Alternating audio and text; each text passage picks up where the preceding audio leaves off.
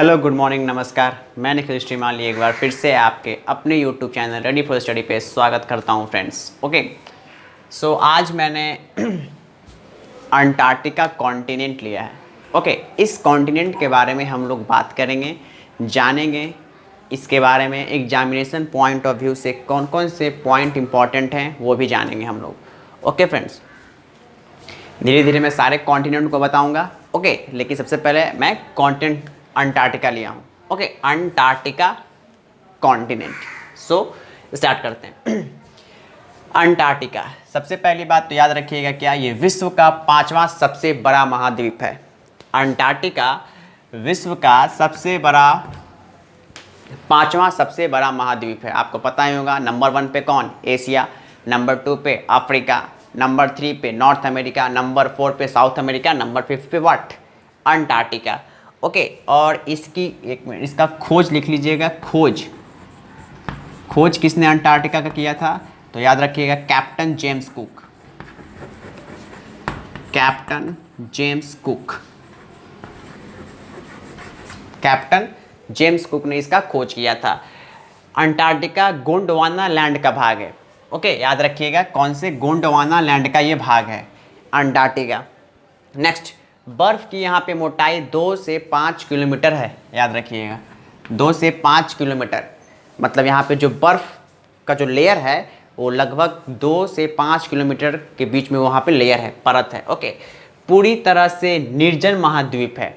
इसको इंग्लिश में बोलेंगे जीरो आइसोलेटेड, मतलब वहाँ पे कोई लोग रहता ही नहीं है, इसलिए निर्जन, जीरो आइसोलेटेड यहाँ पे बोलेंगे। खोज बता दिया, कैप्टन जेम्स कुक ने किया था। इसको श्वेत महाद्वीप कहा जाता है। याद रखिएगा, बहुत इंपॉर्टेंट, श्वेत महाद्वीप, व्हाइट कॉन्टिनेंट। क्यों? लगभग पूरा महाद्वीप बर्फ से ढका है। और कितना? याद रखिएगा, कितना? 98% लगभग।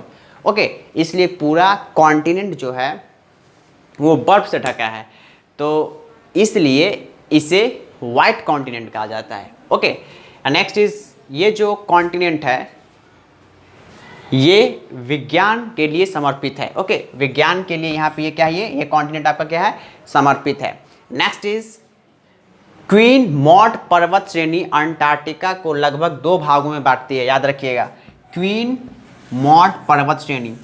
ओके, अंटार्कटिका जो है द्वीप लगभग 2 बराबर भाग में उसको क्या कर दी है? कौन सी श्रेणी? याद रख, पर्वत। याद रखिएगा, पर्वत श्रेणी। तो क्वीन मॉड पर्वत, क्वीन मॉड पर्वत श्रेणी अंटार्कटिका को 2 बराबर भाग में क्या करती है? वो बांटती है। ओके, नेक्स्ट इज,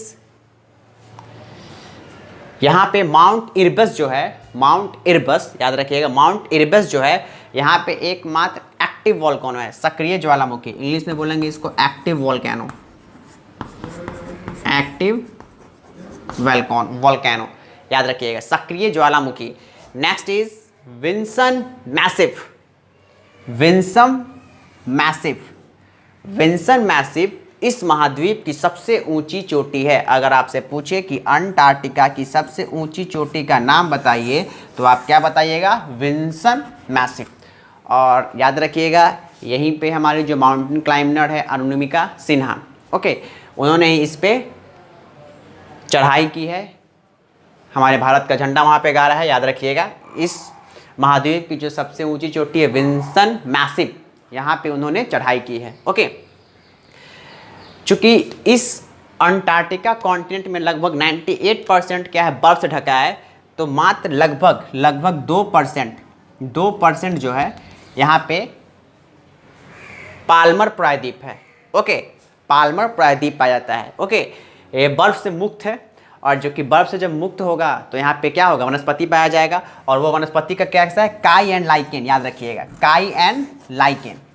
मैं जितने भी पॉइंट लिखा हूँ बहुत important, examination point of view से बहुत इंपॉर्टेंट फ्रेंड्स। ओके, याद रखिएगा, काई एंड लाइकेन यहाँ पे वनस्पति पाया जाता है। कहाँ पे? पाल्मर प्रायद्वीप पे। नेक्स्ट आ जाते हैं, चूँकि ये जो अंटार्कटिका महाद्वीप है आपका, कॉन्टिनेंट है, इसको गतिशील महाद्वीप भी कहते हैं, डायनेमिक कॉन्टिनेंट भी कहते हैं।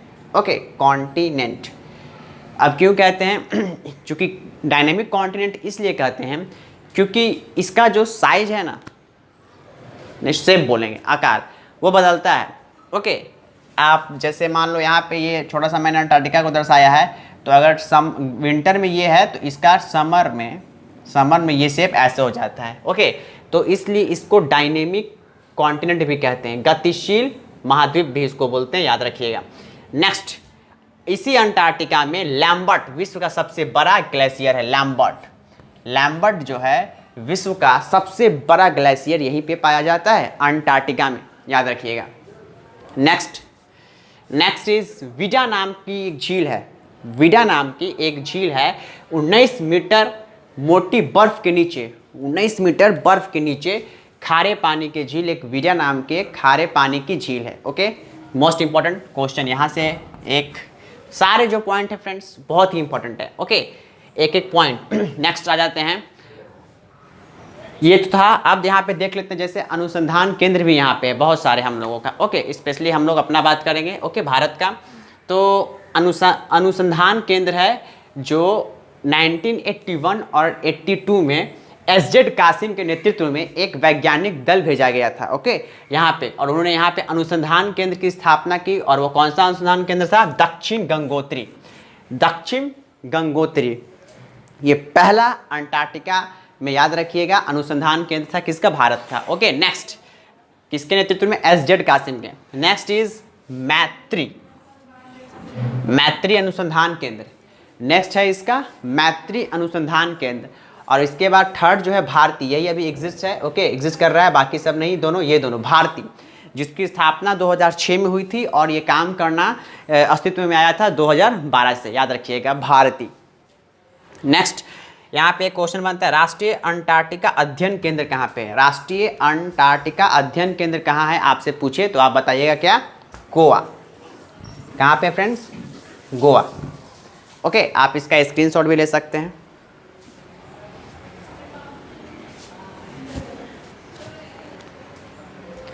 ओके, और भी कुछ पॉइंट्स हैं, जैसे कि क्वेश्चन यहाँ पे ऐसे भी बन सकता है, जैसे कि आप बोल सकते हो कि सबसे पहले वो कौन सा व्यक्ति है जो साउथ पोल पे गया?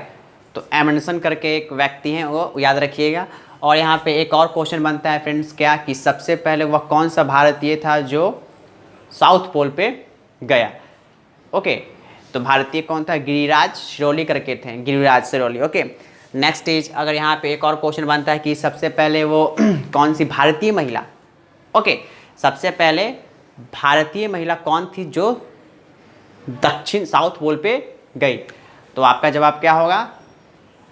रीना कौशल, याद रखिएगा। रीना कौशल वो पहली भारतीय है जो दक्षिण पोल पे गई है। ओके, और याद रखिए गिरिराज सिरोल करके हैं, वो सिरोही, सॉरी, गिरिराज सिरोही, याद रखिएगा। गिरिराज सिरोही जो हैं वो पहले भारतीय हैं जो दक्षिण पोल पे गए हैं, याद रखिएगा फ्रेंड्स। ओके, तो ये था हमारा आज का सेशन फ्रेंड्स। ओके, सो मिलते हैं नेक्स्ट सेशन में, तब तक के लिए जय हिंद, जय भारत।